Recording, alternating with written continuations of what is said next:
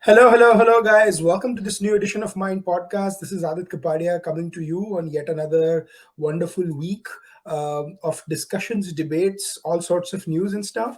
And I have a fantastic guest with me today to talk about everything about the week and everything that I don't know happened in this week. So to discuss and educate me both, we have today with us screenwriter, author, columnist, and returning champion of Mind Podcast and podcaster herself, Advaita Kala. Hi, Advaita. Hi, nice to meet you. Thanks, Adit. It's been a while, but it's good to It be back. has been a while. Yes, absolutely. This is I joke that Mind Podcast is my annual check-in or 6 monthly check-in with friends to see sub theek hai, sub and then have a discussion right after that. No. So lovely that you could join us this week, Advaita. So our listeners do know the work that you've done and where you're based and stuff like that. But one of the major reasons that Advaita and I were chatting offline that we wanted to talk, and we want to talk about a couple of issues that happened this week.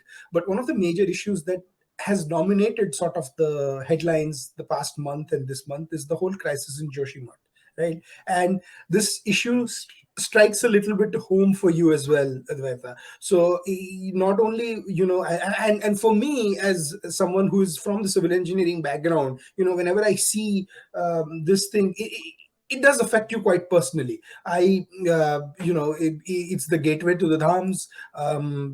Everyone knows what the significance that Joshimath occupies in, in the Hindu religion. Basically, it's a very small city.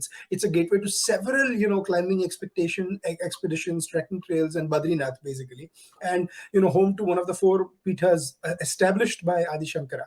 So it was affected in the 2021 Uttarakhand flood as well. But what we've seen in the last 2 months, exacerbated basically, is cracks developing in houses, foundation issues, and so forth. And really, it's a tragedy what the locals are going through. So having set the tone, the somber mood, and then we'll get back to the other issues. We'll have a whole vintage Mind podcast type discussion, but we want to start with this. So Advaita, what are your first thoughts about it, and what have you heard from the ground? Well, here's the frustration, right? Because obviously I'm from Uttarakhand, part Uttarakhand, part from Uttarakhand. And the moment this started coming out in the news and the news cycle started picking it up, I started getting called for debates and those kind of primetime appearances on this particular situation.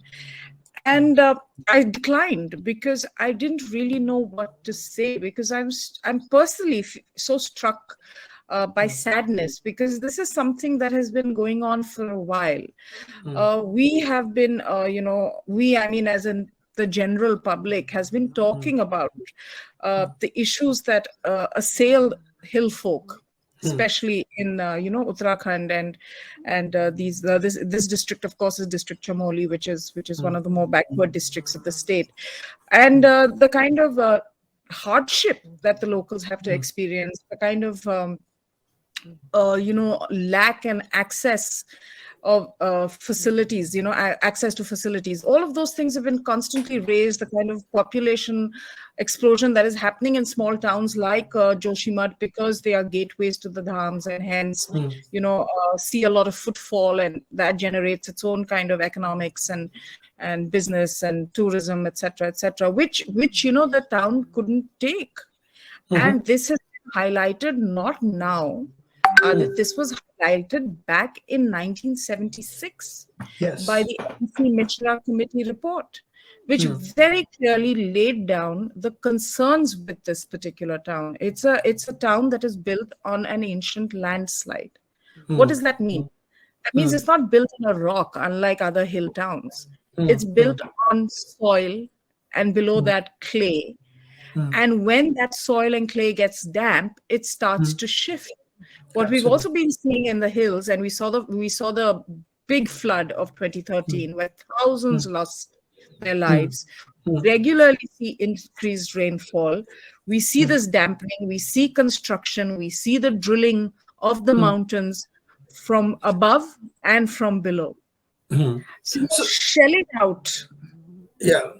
More. No, absolutely, absolutely. So one thing I'll tell you, and I'm familiar with, in terms of, is something called runoff, right? So basically, when you have water, there is, in engineering we have a concept of water runoff. So that if there is vegetation, natural vegetation, the speed of the water is slowed, right? Slows down. Slows down. Now when you have concrete, when you have done stuff to natural vegetation, the speed increases, right? So It when that goes. speed increases, there is erosion, basically there's flooding, it goes into areas. And we've seen this in Houston, where you saw 4 years ago, there was a 6 years ago, there was a big flood in Hurricane Harvey, right?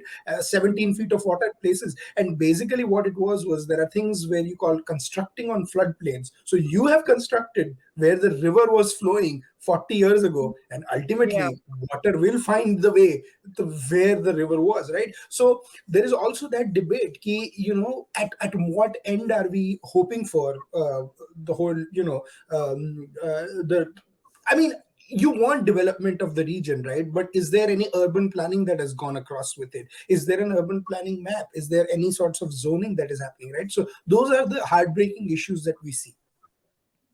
No, absolutely. And the tragedy is that why someone like me is so conflicted is because I'm very well aware of the Mhm. realities of the hills, of the fact that we don't have livelihoods, we don't have any industry, we have a high rate of migration, we have ghost villages, we don't have Correct. access to medical facilities, to roadways. So for all of these things, we do need development. We're an eroding, dying culture. Garhwali, our Mhm. language, is on the UNESCO's list of the most endangered languages in the world. And why are we not speaking it? Is because we are 2-3 generations out of our native places, and we've Mm. had to adapt and adjust to different parts of the country where we've relocated.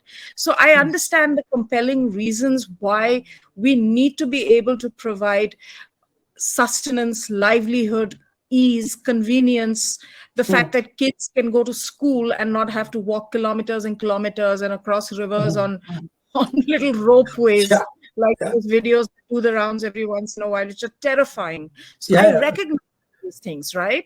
And I recognize them, I acknowledge them. But at the same time, what are the costs that are involved? And you're absolutely right. I mean, the Mishra committee report said that please stop construction, like make sure there is planned construction. But Yeah. nobody has followed that. And the tragedy is that there is such a political nexus between builders and politicians. And it's Mm. so lucrative that nobody really wants to follow the right path when it comes to this. And who's suffering? Absolutely. The poor hill people, yet again. Yeah. Raised an important point, Advaita, about the Mishra committee report, right? और एक दूसरा ये, the problem that we face in India is also कि a lot of the decisions are not taken by professionals, right? You have, and I have no issues with the bureaucracy at times and stuff, but one does face the dichotomy that how many civil engineers are there, how many urban planners are there, how many infrastructure designers are there in the committees that are taking these decisions.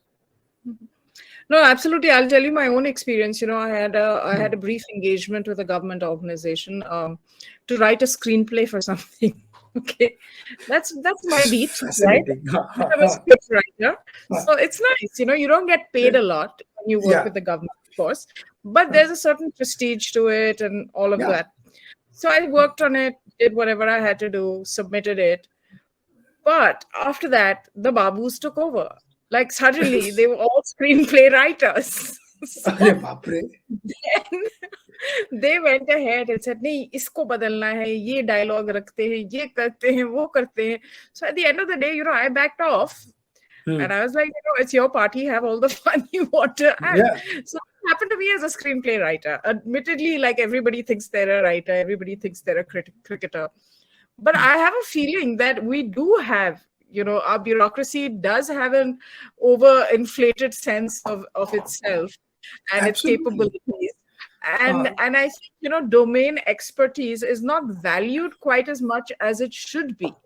Hmm. And let's not forget, I mean, not just the bureaucracy, but even the politicians, this Yeah. sort of intermingling of business interest with Hmm. public service. So Hmm. if, for example, like I mentioned earlier, the politician builder nexus, to Mhm. what extent has that impacted this? Because even back in 2001, when the state was first formed, there were studies conducted on the very same thing and Absolutely, absolutely. recommendations made, and those were No, ignored as and so here is my issue, right? Like what you said, कि, हर एक को लगता है कि they are writers, they are cricketers, and so forth.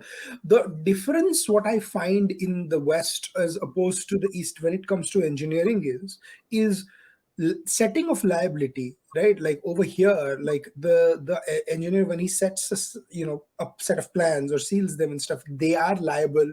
They are culpable of making sure everything is followed and stuff. The issues over there are the same issues with liability followed.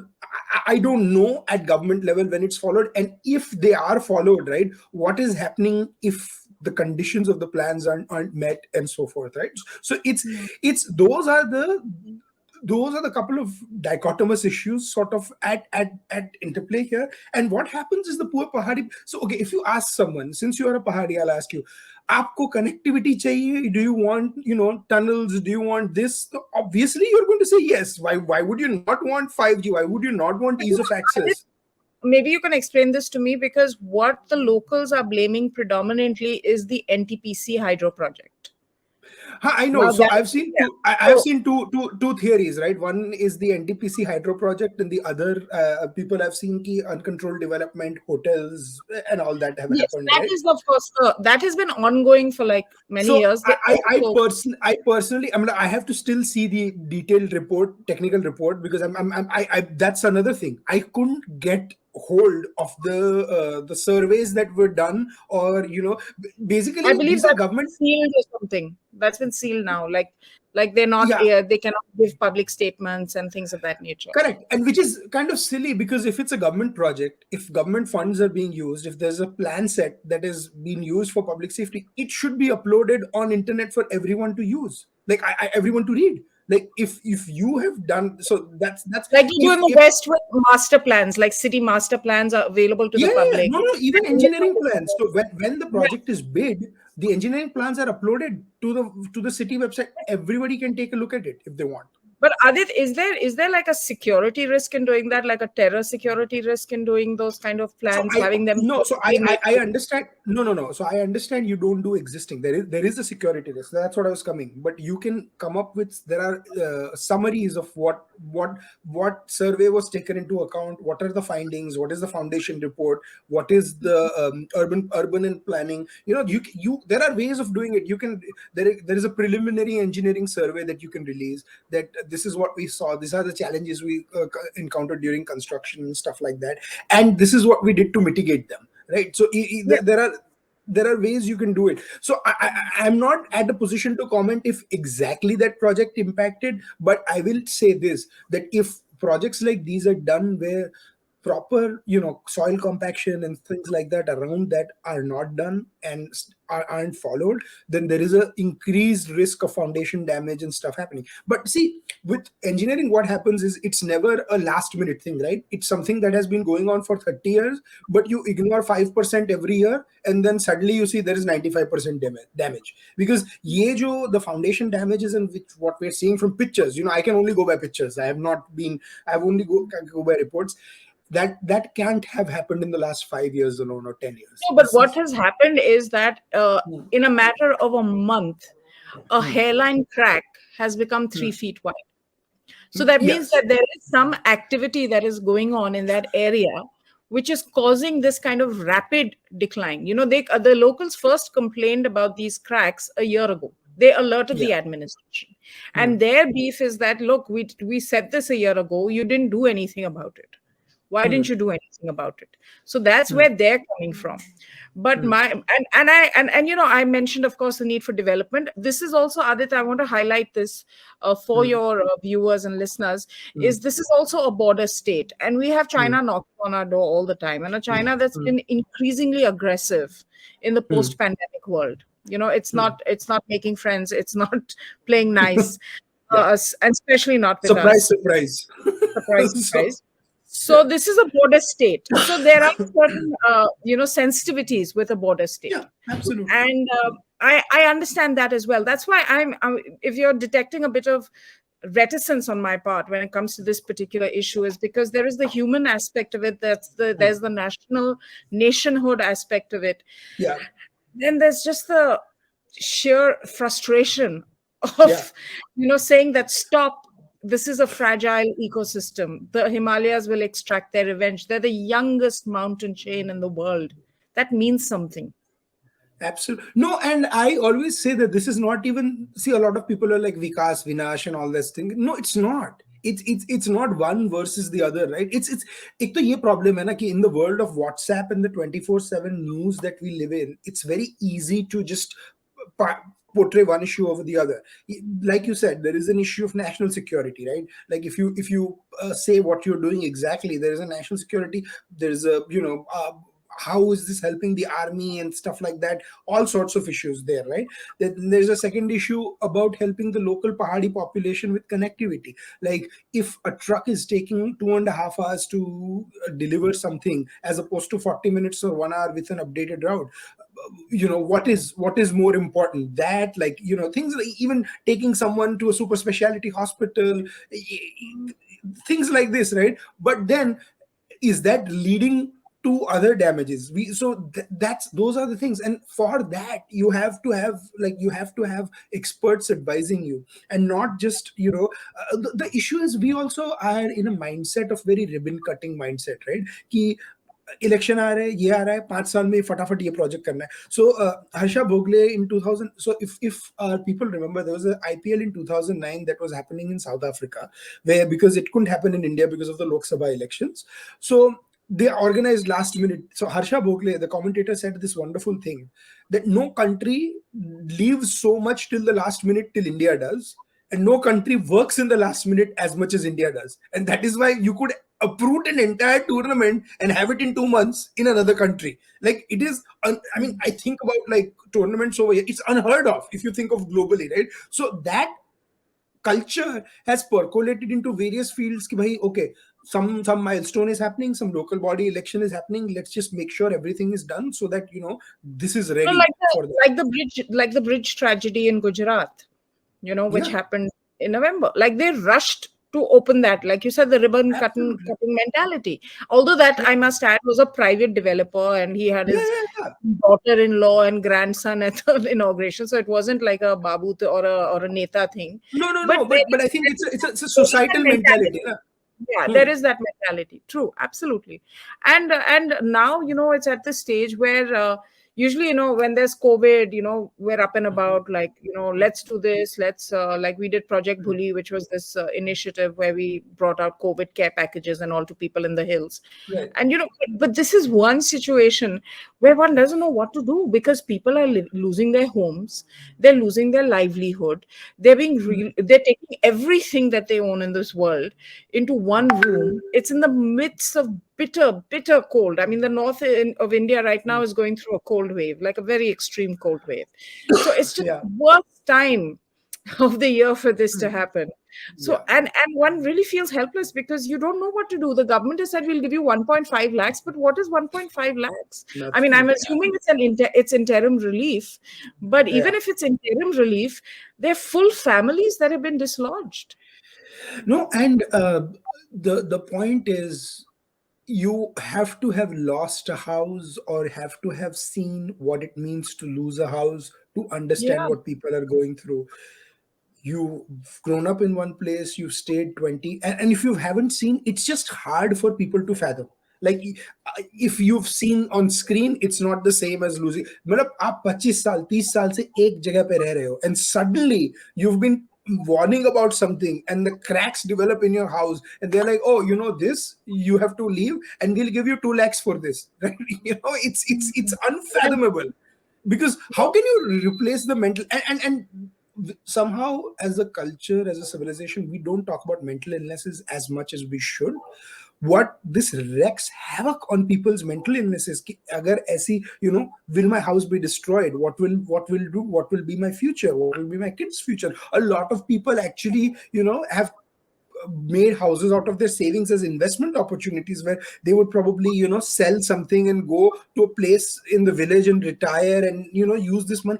There are so many things, right? I think the right way to approach this is, and again, if the survey happens and if it's found that there was some issues with construction or something, the government maybe ought to buy out these houses from the people and make sure that there is a master plan developed, where if there are houses that are to be demolished, the government buys them, compensates the people, and then the others that, you can save them and basically construct around it. Unfortunately, I just don't see now other way around it, except No, for. I think you know what. This is also a gateway to Badrinath Ji, to Hmm, to Auli, which is a tourism destination, to a very mhm. revered Gurudwara as well for the Yeah. Sikhs. So I think it's going to be important to preserve some sort of town. You Yeah, know, no, no, absolutely. then I think there has to be a, I don't even think that like buying is enough. I think there has to be a resettlement. I think Yeah. that's very important. They have to resettlement these Yeah. people. There's 25,000 people is the population of this area, Mhm, mhm, and some of them will have to, of course, remain, because this is a gateway, mhm, and this, we know that it sinks. I think about 1.5 or 2.5 inches, maybe 2.5 inches a year is mhm, the rate at which it is sinking. And also, Adit, I want to say this: this is not the only area which is showing cracks. TD in TD Garhwal, mhm. that town is also showing cracks where the TD dam is. So it's not something that's only happening here. So they need a plan. They need a plan of action, of evacuation, of all Mhm. of these things. Because I'm afraid, I hate to say this, but I feel like this is going to happen again in another Yeah. location. Absolutely, and what happens here has to happen elsewhere. And what you said, unfortunately, I mean, I'm all in favor of, market forces coming and, development. But at this point, there are times when you are steps away from a natural disaster, and the government unfortunately has to take over. I believe maybe the central government has to take over now, They and have to. They have to, because the Uttarakhand High Court said something very simple. They said above Gomukh, don't allow hmm, more than 150 trekkers a day. yeah, No one listened to them. They opened it up, and within a span of, I think, a fortnight, we saw something like three landslides in that particular area. This is, I mean, unbelievable. this greed, this crazed run for money, money, money, exploit, exploit, exploit, is Yeah, is just so, it just angers one. It's yeah. so insensitive, it's so cruel.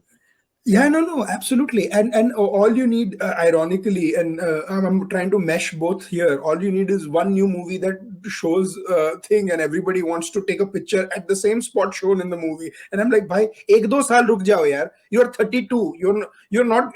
I mean, if you can hike there, you can wait till you're 34. If you can hike there today, and But what we need to do is issue permits. Like, the government has to issue permits to people, only so many permits will be issued, right? And maybe the government of India can declare this a disaster, because a natural disaster, because it is, you're steps yeah. away from it, right? And take over. That, and I think PMO is already looking at this, and the Prime Minister sort of started cracking the whip. Hmm. And this is a state where the BJP has actually come to power, back to power, only because of the Prime Minister. I Yeah, was yeah, doing political analysis for CNN News 18, and I was so convinced that the BJP is going to lose, because there was such anti-incumbency. And this is yeah. one of those flip-flop states. Congress BJP, Mhm. Congress BJP. Prime Yeah, like Minister came, Himachal. narrative changed. He just won the state. So I think Hmm. he has to really come in there, and we know he's very good at crisis management. He's an ace at that. And Hmm. his first experience actually was with the Gujarat earthquake back in, I think, Yeah, 2001 or something, is when he really kind of, I you know I very clearly remember that. I was affected by that. You got out of the house, and there was a 20-story building that was rotating right above my house like this. my And God. I was stuck in the house for 2 minutes, and when I was running out, I saw my dad being held back by people from the. So you can't. He's like, you can't go in. Like, you have to wait till everyone comes out. Right? He thought my son's inside trapped, and I Oh was my running God. down. And then when you sit out, you have to wait for 2 minutes to make sure that the building is not going to crash on top of your house. That's crazy. Yeah. So So I mean, yeah. that's what I say. Like what you said, right? Like when you've seen that closely, like you are three. I was probably 1 minute away from a complete annihilation of what we worked for all our life. Yeah. You're helpless. I mean, You're helpless. nature is a great leveler in that sense. Yeah. That you could be anybody, and if nature decides to strike, it doesn't matter.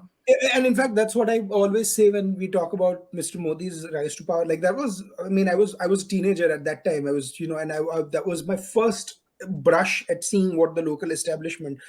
Mr. Modi's rise to power was because of the incompetence of the previous BJP regime under Keshubhai Patel to deal with the after effects of the earthquake. That's why he was brought. And the biggest compliment was, and I don't normally say this on air, but like about 6-7 years ago, or 10 years ago, sorry, at one of my jobs, at my internship, I was talking to a structural engineer, and he worked a lot in Ahmedabad.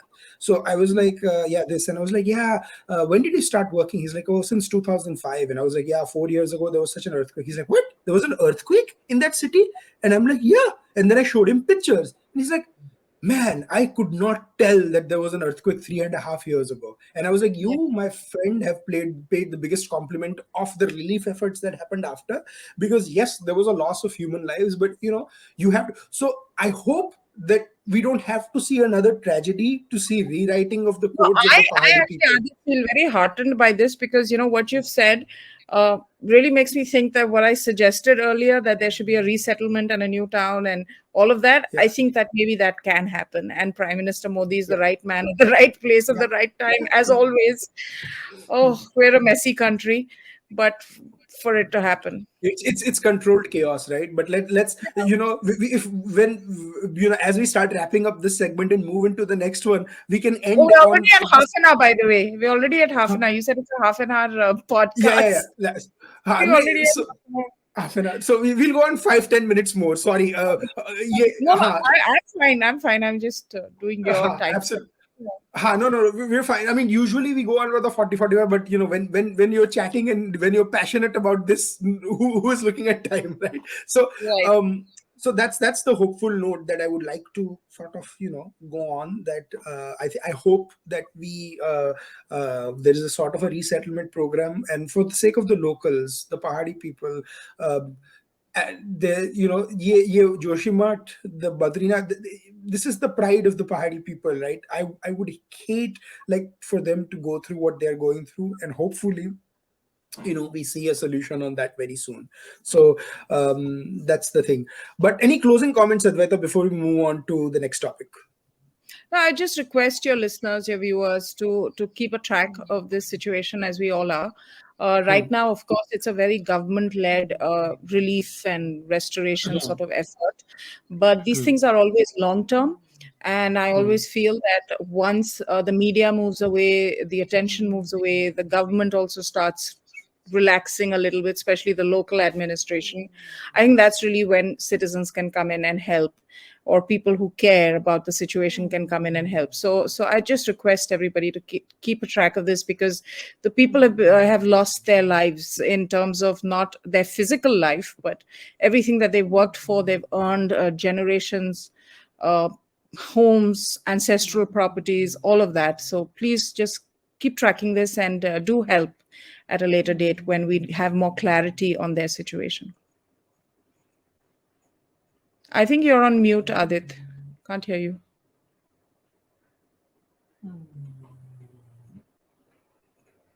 Can't hear you now. Can't hear you.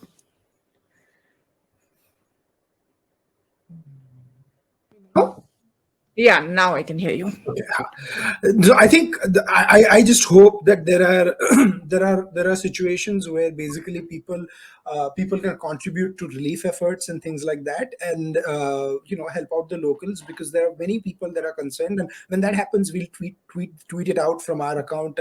We'll Advaita's account as well. We'll actually be absolutely tagged on YouTube and her thing, and do watch her podcast as well, the Sunday Club, that she does a wonderful podcast where she talks about. You must come on it sometime, Adit. Absolutely. We haven't done one since the American election, so I look for maybe I in the know, next few weeks. Just but we do it at 7 p.m. and it's a crazy time for you. So I no, almost keep that's thinking to ask. उठने का सुबह उठने का problem नहीं है. If you tell me to stay up, that's a problem. to record. Yeah, because if you tell me that we'll be watching a movie or something, I'll be like, हाँ 3 बजे तक देख सकता हूँ. This is my game face only happens in the morning. That is the issue. Good. This is reverse for me. So. No, absolutely. So, okay. So moving on, and this is we want to, before we wrap up the podcast, we want to do a quick 10-minute detour on this issue that we were discussing. The Sar Sanchalak of the RSS, Mohan Bhagwat, did this interview to the organizer, and as usual, it was in the news and stuff, more for what he didn't say rather than what he said, because you had 5 or 6 media outlets basically look at this interview and start drawing their own conclusions, right, on what he said. And that's why I said what he matlab, the funny thing is, when you have nothing between the lines, then there is nothing to read between the lines, but people do try and read between the lines. So let me throw it to you, Advaita. What did you think about the media discussion on it, and what do you think was the interview about, and what did they make it about? I mean, it's such an old toolkit or playbook that they work from. You read the interview in its entirety. It's conciliatory, it's wise, it's inclusive, it's topical, it's current. It doesn't shy away from addressing even issues like homosexuality, which you went around painting them as some archaic and regressive and patriarchal organization. When they actually speak for themselves and they say things that are completely on point and relevant and have empathy for the human experience in the social context of today, is I think is something powerful, and I think it's something that should be acknowledged. But instead, what do you have? You have this similar sort of propaganda machine that kicks in, right? And then they're intentionally misunderstanding, intentionally trying to spin meaning out of the most innocuous things. But I've been observing this for like a decade now, very closely. And what I've seen increasingly with time is that the people, especially the leftist liberals who do this, are becoming less and less effective in the way they're able to communicate their point of view, to the extent now that they're not even taken seriously. So they have in that way to set up this bogey of this one villain, which is the RSS, and hence spinning things out of context and attack, even when there doesn't need to be an attack. They have delegitimized their own position to such an extent that nobody even takes it seriously. So if I would say 6 years ago, their arguments got a certain amount of traction. Today, it's barely a blip, and I don't know why they're not reading the the writing on the wall, and why they're putting up Rahul Gandhi now as some sort of Manchurian candidate, I guess, to use that term loosely, to forge ahead in the same way, attacking the same things, using the same old arguments, and really delivering zilch in terms of any kind of political turnaround. Yeah, so they say the definition of stupidity is doing the same thing over and over again and expecting a different result, right? So you have the live manifestation of that in the Bharat Jodo Yatra, where he's doing again the same thing, again saying the same thing, and hoping for some sort of a cataclysmic different result.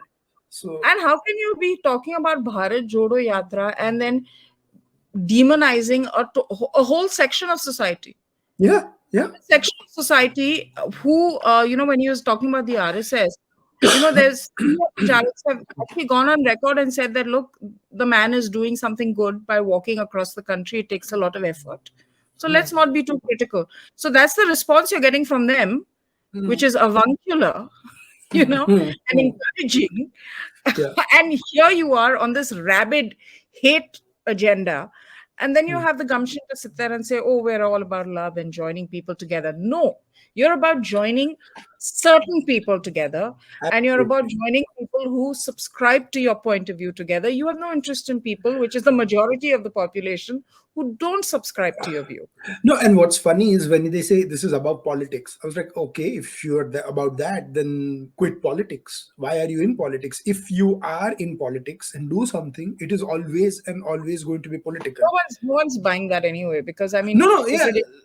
They say things like the Congress presidential election was happening and the Bharat Jodo Yatra was happening. So they said, oh, literally, like, Both were irrelevant. yeah, they said, the Congress presidential election is like a sideshow. The main thing is the Bharat Jodo Yatra. And I'm like, my God, the Congress president in the original Congress, I keep reminding people, this is not the original Congress. It is not the Congress of 1947. After that, there have been many splits, many divisions, and it's gone on to become a family firm, which is the avatar that we see it in now, which was that split with Indira Gandhi, which Indira Gandhi kind of was part of back in the, I think, late 60s, early 70s. Yeah, So that's it's not that Congress to start with. It's a family firm, and in that family firm, resurrecting Rahul Gandhi is of far greater importance than electing a president for the party. Absolutely. And when you talk about splits, there were so many splits within the 90s. There was this All India Congress Tiwari led by the infamous Pahadi minister, Chief Minister Mr. N.D. Tiwari and Arjun Singh. I had to... Scandalous. That's why I brought in the Uttarakhandi reference. He was the second chief minister of Uttarakhand after Bhagat Singh Koshyari in 2002, and the joke was he couldn't become CM of UP, so unko Uttarakhand The first CM, actually, I think, wasn't he? No, first? Second. So the Koshyari was appointed because that that's time right. it was carved out. Then he was elected. Yeah. So that is the only thing I do well in my life, analyze elections in India. So that is why I speak with such confidence on that. Good. But there are lots of elections. There are lots of elections that happen in India every year. So you're in business every year. Absolutely, it makes it entertaining. But no, you're right. So it's to conclude this, what Mohan Bhagwat said, right, about, even there was a comment he said about Muslims that it was completely taken out of context. I think Ram Madhav wrote a piece about it on Indian Express as well. It's a very, very good piece on Indian Express. I suggest everyone to read it. Now I think they've taken it behind the paywall, so everyone should be able to read it as well. So yeah, they have this thing called premium article, and 3 days later it goes away. So I'm like, okay, that's why.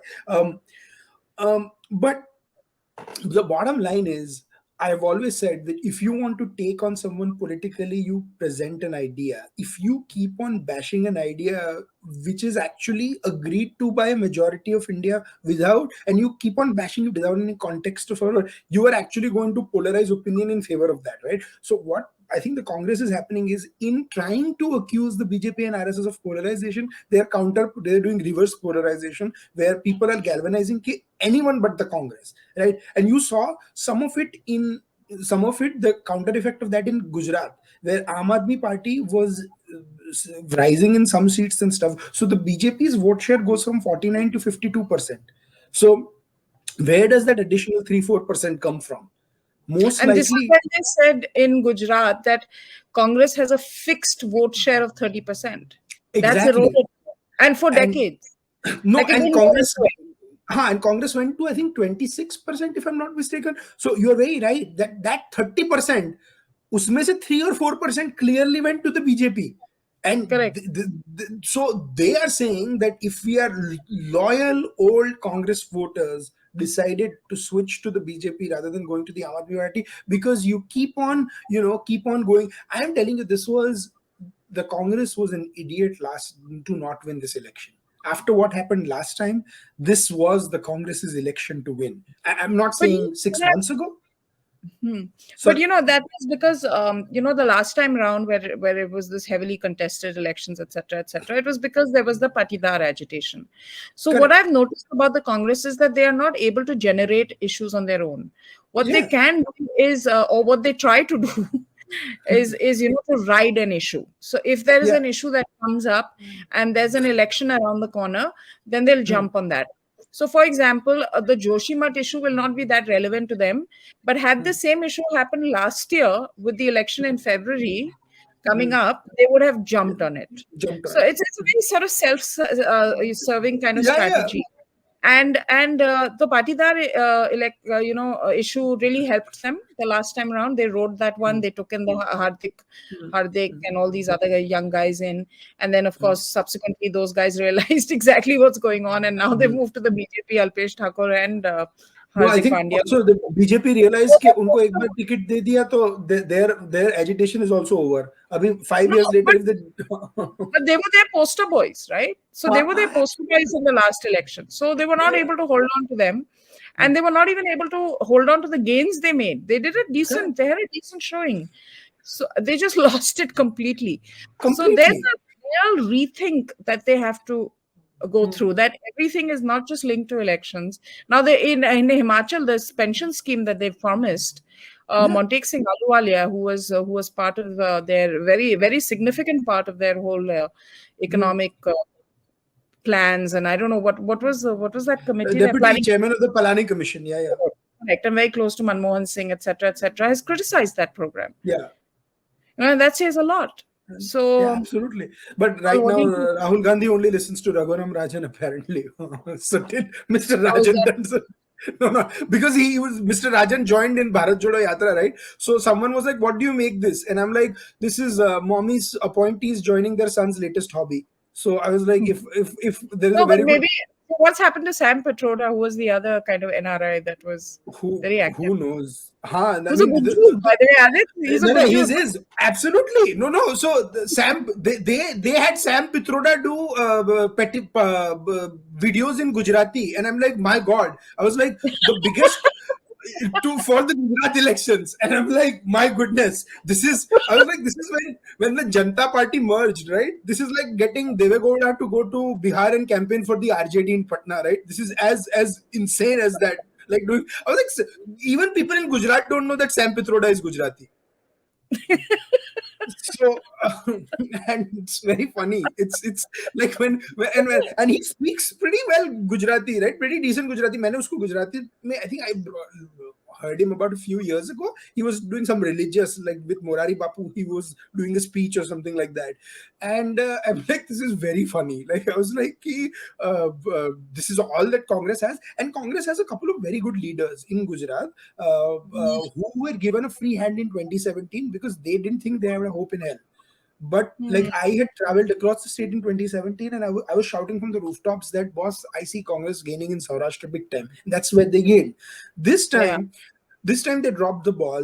No local Congress leaders were even interested. And if you talk to the local people, they were saying 15-20 seats. उससे ज़्यादा नहीं आएंगे. वो खुद ही बोल रहे थे 15-20 seats. No. हाँ. So we thought that they were underselling themselves, but they were actually showing the right picture.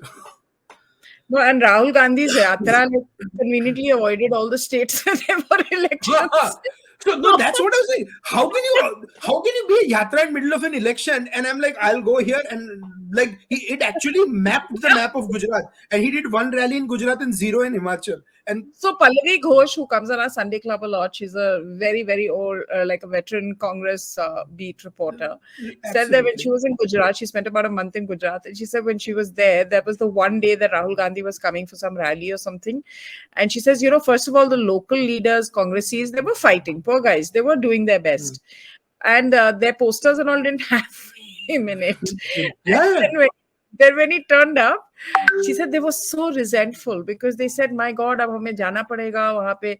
I'm assuming your audience will understand Hindi, but हमें जाना पड़ेगा और वहाँ पे फिर इनके, you know how it is, दरी लगाओ, बैठो वहाँ, नेताजी आ रहे हैं. And they said, we're going to lose about 7-8 hours in all of this nonsense, and it's going to impact us. We'd rather be campaigning in that time. So this is the kind of disconnect. And Himachal, he didn't go to at all. So Himachal, they found a way. They credited Priyanka Gandhi. So कौन से गांधी को credit कहाँ करना है? That is the thing. But yeah, Gujarat में तो it's completely gone. And unless and until, I mean, there is still a fertile. I mean, for God's sake, BJP replaced chief ministers in between the election. Vijay Rupani was gone and Bhupendra Patel came in. You had a chance whenever a party replaces chief minister, but instead you did so badly that you instead gave BJP the biggest mandate in the history of Gujarat. I'm like, that's unbelievable. Like I was like, there has to be screw ups and there has to be monumental historic screw up, right? Yeah, this is like what Himesh Reshamia goes on this mind-blowing, rocking history type of bakwas screw up. Like that is what it is. But but we've gone. But to start wrapping up, because we've gone way over time, and Advaita, you've been very kind. You've been very kind with Not your at all. time. I had such fun, Adit. I had a Uh, great time, and of and course, please do come on the Sunday Club. We're a I will. very rowdy bunch, like they say in the Uh, south of the country. uh, We're rowdy. don't We're worry. rowdy.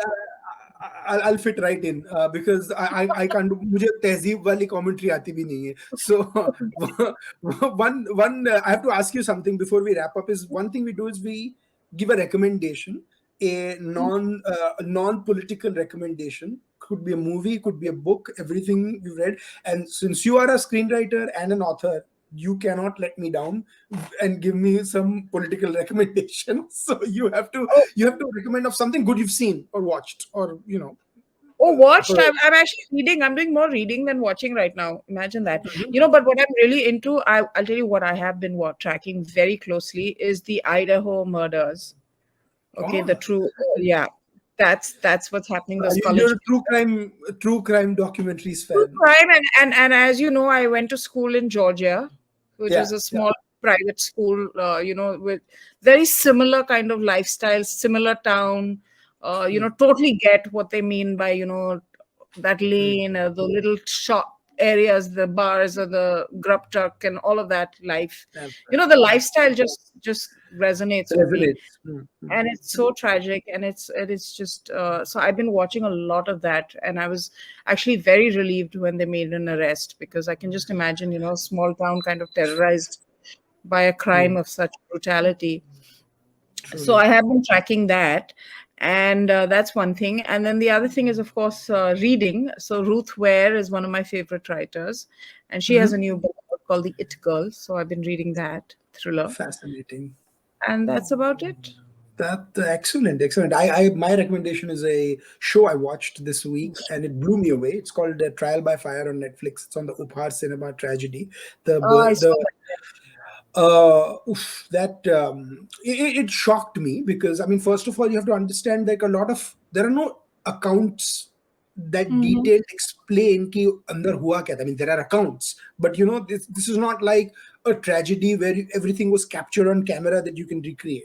So the director has to be complete, and it does not exploit the wounds of the parents and the performances of the mother, especially. I think it's Rajni Deshpande. It haunts you. The silences, because I think the magic of cinema is, and you're a writer, you know what you can do with silences, what you can do with a camera and pauses, right?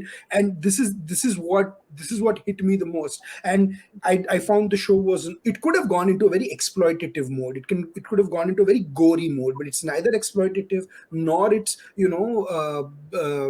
preaching to the choir or something. It's very very underfed, yet you feel so strongly about what happens, and it does not go into a lot of issues which are known, right? It goes into what the human tragedy is, and that's what I want. India finally gets human tragedy right, is what a review read, right, on streaming. Because on movies we've done it, but on streaming we've had an issue portraying human tragedy. So I hope that changes. As a student of cinema, you probably know how the way the West has portrayed human tragedy and how you want India to write human tragedy probably are two different things. I So wasn't. I mean, I did see that. You're right. I did see that on Netflix. But being from having grown up in Delhi, and this being such a big case there, that it was so depressing, and it was something that, it's very disturbing to watch. It's that very yeah, disturbing. that I wasn't wanting to watch it. But now that you've spoken so highly of it, I will attempt to. I mean, I would say it obviously has it's not a 5 on 5 show. It has its flaws and stuff. But my point is, compared to what the shows we used to make about human tragedy, this is a Sure. giant leap forward, and that is what I want. Like, this is what I would want, where the camera is not exploiting the emotions rather than just showcasing them, and you are the judge rather than Yeah. the Yeah. on it. But thank you, Advaita. This has been great. We'll have you Much. back definitely on Mind Podcast, and I look forward to being on the Sunday Club as well. So Yeah, we must have you on the Sunday Club. Although you'll be in the morning and we'll be winding out down for the day, but I think our energy levels will match. No, I'll have my coffee, na? So Okay. that usually gets me up and running. But All right. guys, like and subscribe on Advaita's YouTube channel. Please follow her Yes. on Twitter, and we'll be back next week with more. Till then, it's goodbye from us, and Thank take care. you. Bye, everyone.